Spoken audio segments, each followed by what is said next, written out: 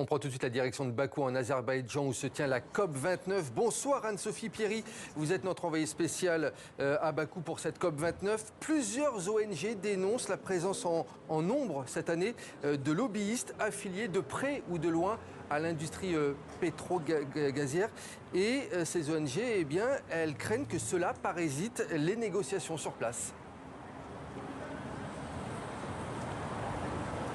Oui, bonsoir Nicolas. Effectivement, un rapport est sorti ce matin par une coalition d'ONG internationales appelée Kick Big Polluters Out, donc en français expulsons les gros pollueurs.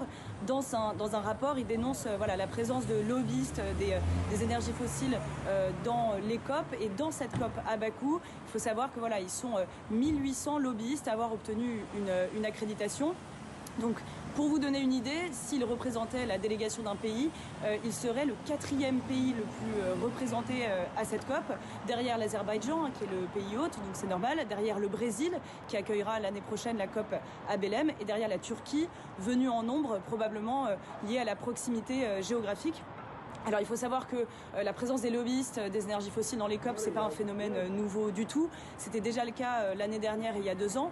Mais il faut savoir que lié à la pression de la société civile, l'année dernière, pour la première fois, les participants à la COP devaient révéler qui ils représentaient, ce qui a permis de montrer un peu d'où venaient les participants.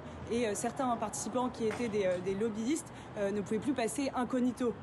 Alors ce que demande ce rapport, c'est d'appeler les Nations Unies à refuser à l'avenir la présence des lobbyistes des énergies fossiles dans les COP, un peu sur le modèle de l'OMS qui, lors de négociations sur le traité du tabac, refuse l'accès aux lobbyistes de l'industrie du tabac.